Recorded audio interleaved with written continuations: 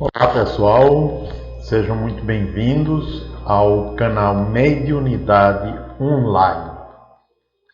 E estamos no programa Sem Medo de Ser Médium. Os vídeos anteriores eu falei um pouco a respeito da ação dos espíritos sobre os componentes do grupo mediúnico. E me fizeram a seguinte pergunta: se os espíritos agem sobre os componentes do grupo mediúnico, tentando fazer-lhes mal, como é que Deus permite isso?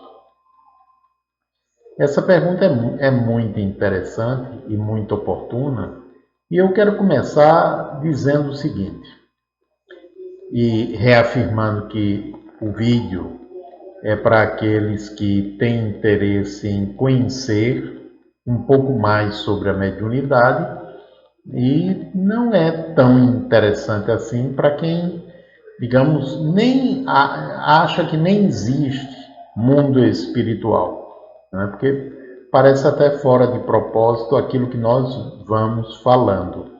Então, o vídeo é dirigido realmente para aqueles que têm uma ideia espiritualista da vida, mesmo que não seja a respeito do mundo espiritual a sua ideia tão clara, né, como nós estamos afirmando nos vídeos que estamos divulgando, ok? Bom, então é muito importante, no contexto desta pergunta, dizer o seguinte, que a ação dos espíritos não é só sobre quem participa de reunião mediúnica, não. É sobre todo mundo. Nós interagimos de contínuo com espíritos.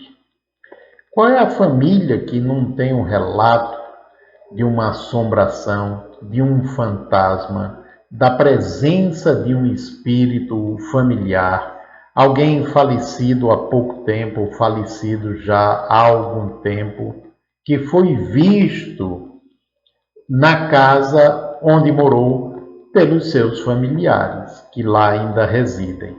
Isso é muito comum. Não há uma família que não tenha um relato desse tipo, não é?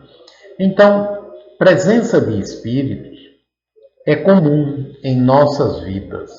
Sempre foi e continua sendo, principalmente em crianças. Só que os adultos, mesmo que sejam espiritualistas, eles levam a conta de fantasia, as brincadeiras das crianças com figuras invisíveis, os chamados amigos fantasmas, os amigos invisíveis das crianças. É óbvio que nem sempre é isso que eu estou falando, mas na maioria das vezes é. E precisaria ser melhor pesquisado para, digamos, que se tornasse um conhecimento comum e as crianças, obviamente, pudessem ser melhor compreendidas e auxiliadas nessa interação.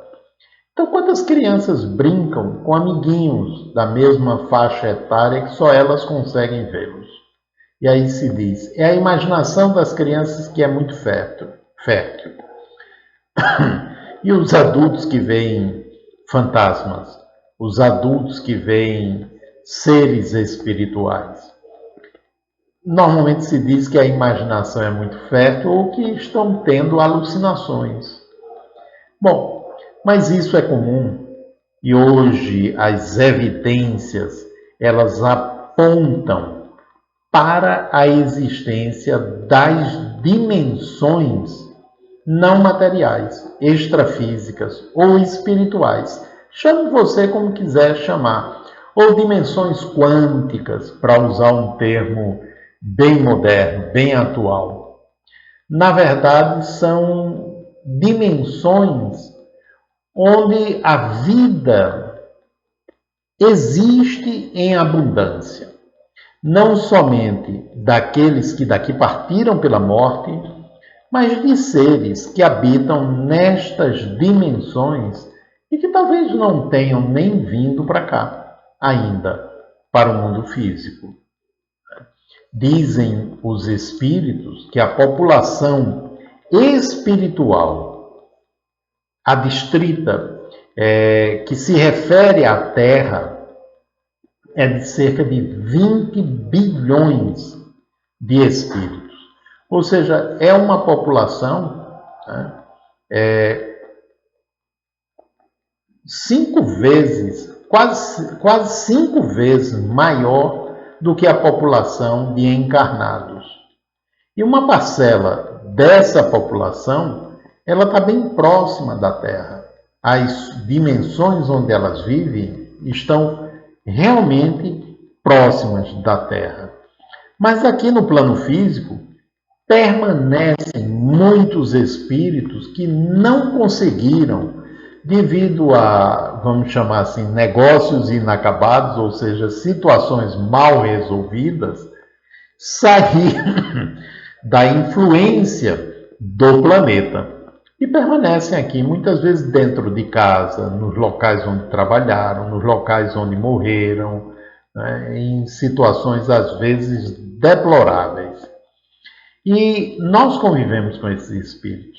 E essa convivência se estabelece pela lei da sintonia, pelas afinidades. Nós atraímos as companhias espirituais de acordo com a maneira como pensamos, como sentimos, como nos relacionamos conosco mesmo, com os outros, com os nossos conteúdos inconscientes. Não é aquilo que a gente aparenta, é aquilo que a gente é na intimidade. É o que estabelece o padrão da companhia. Os propensos para o bem terão a companhia de espíritos de igual teor, enquanto que os propensos ao mal estarão circundados de espíritos com a mesma propensão.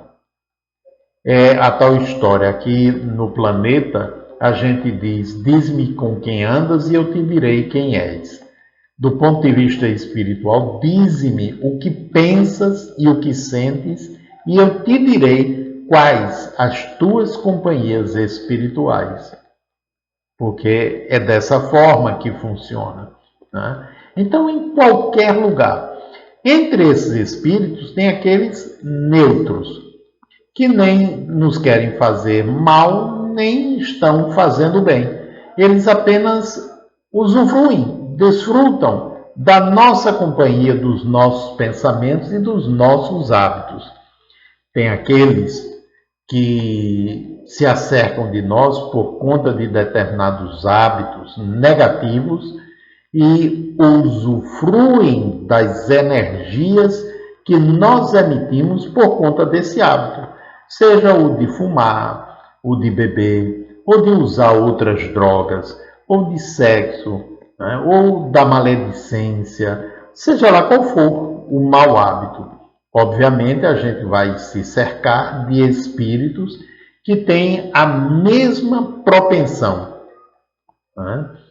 Mas e os espíritos negativos, os espíritos ainda vinculados ao mal? Que a gente sabe que tem encarnados vinculados ao mal. Indivíduos que se agrupam no sentido de roubar, de assaltar, de matar, de fraudar, de enganar, de corromper, utilizando os diferentes mecanismos acessíveis para isso. Então existem, não são poucos, são muitos, né, que se organizam em diferentes áreas. Pode estar numa profissão digna, pode estar numa atividade meritória, podem estar na política, e esta é uma área que tem bastante, né? Cada vez mais a gente se convence disso. Obviamente que essa qualidade de humanos, a companhia espiritual vai ser de igual teor, né? Esses espíritos estão obsidiando a esses encarnados? Não. eles compartilham dos mesmos pensamentos, usufruem das mesmas tendências. Se torna, em muitos casos, um processo obsessivo, porque para eles conseguirem mais emanações daquele teor, estimulam o indivíduo à prática, ao uso, né, daquilo que é o seu hábito negativo, a sua dependência, seja ela qual for. Então, se no comum é assim, obviamente no campo da atividade espiritual não seria diferente. E como num grupo mediúnico, principalmente o de desobsessão, o objetivo é auxiliar pessoas, e se essas pessoas estão acompanhadas de espíritos que se nutrem das suas perturbações, o interesse deles, obviamente, não será que elas sejam ajudadas para que saiam da perturbação. Então, qualquer um que tente ajudá-las, eles vão se insurgir contra, para impedir que o auxílio se efetive. E o grupo mediúnico, obviamente, por orar, por fazer irradiação, buscar ajudar as pessoas que estão sofrendo, certamente atraem também, mas não só, essa qualidade de espíritos. Porque uma vez que eles não podem atingir a luz, que são os espíritos superiores que realmente fazem o trabalho de auxílio, eles tentam derrubar o poste, para que a luz não consiga manter-se, digamos assim, na altura necessária para a efetivação daquele trabalho. E aí eu volto a dizer que os espíritos superiores, eles não dependem de nós encarnados para as suas tarefas. Mas, quando eles encontram um grupo de encarnados de boa vontade, estudioso, e com esforço no sentido de autoaprimoramento, é óbvio que a atuação deles se casa com a disponibilidade desse grupo e conseguem auxiliar um número ainda maior de espíritos por conta da proximidade energética desses espíritos em sofrimento com a energia, o magnetismo humano do encarnado. Então, ajuda e ajuda bastante. Então, essa ação, ela se produz, mas não são só esses espíritos que, digamos, se acercam do grupo mediúnico. O grupo mediúnico é constituído de encarnados e desencarnados. E os desencarnados são espíritos do mesmo nível evolutivo que os encarnados, com, digamos assim, a facilidade em sentir, de enxergarem mais longe, mais amplamente, porque estão fora da influência da matéria. Espíritos de uma elevação maior, que participam da coordenação do grupo, e espíritos de um desenvolvimento bem mais acentuado, que são aqueles que dificilmente comparecem, se comunicam, mas que se encontram lá, orientando, sustentando, irradiando, possibilitando que a tarefa vá adiante. Certamente que todos eles cuidam de proteger os componentes do grupo, porque se nós estamos atuando numa área um tanto arriscada, obviamente a ajuda, a proteção, ela é mais intensa, mas somos nós que compomos o grupo mediúnico que devemos fazer por merecer, pelo nosso esforço, essa ajuda, essa proteção. Porque ela não vem sem mais nem menos. Obviamente, se o grupo fosse desviando, a ajuda vai se tornando cada vez mais difícil, porque os elementos que estabelecem a sintonia com os espíritos superiores vai minguando até cessar. E aí o grupo fica à mercê de espíritos pseudo-sábios, espíritos enganadores, né? Espíritos que fraudam com a intenção de dominar o grupo. Então, é igual, né? É da mesma forma. Por que é que, por exemplo, os elementos que aplicam aqueles golpes da loteria, do bilhete premiado, etc., eles conseguem êxito com algumas pessoas? Porque eles atuam na faixa da ambição e da ganância. Eu ganhei na loteria, tenho 100 mil reais para tirar, mas eu estou com minha mãe doente. Era um golpe antigo esse. Hoje eu acredito que talvez nem mais seja aplicado, porque se aperfeiçoaram em outros. Mas era assim. E eu não posso ir tirar só amanhã de manhã, e eu tenho que ir agora para minha mãe doente, e eu troco esse bilhete por 3 mil reais. E aí a pessoa pensando em ganhar 100 mil, dá os 3 mil e perde. Né? Ou seja, ela quis dar o golpe no outro, e foi o outro que deu o golpe nela. Né? Então, essas atuações, é óbvio que nem tudo é assim, né? Mas eu estou falando que tem que haver alguma possibilidade, alguma abertura, e isso é mais verdadeiro ainda no campo da interação com o mundo espiritual, porque eles nos conhecem profundamente e nós temos dificuldade de senti-los, de vê-los, porque se encontram numa outra dimensão. Nós não vemos a dimensão dele, exceto um ou outro do grupo, e eles veem muito bem a nossa dimensão. Então, é muito importante o cuidado. Mas quais são os cuidados? Eu volto a dizer: a oração,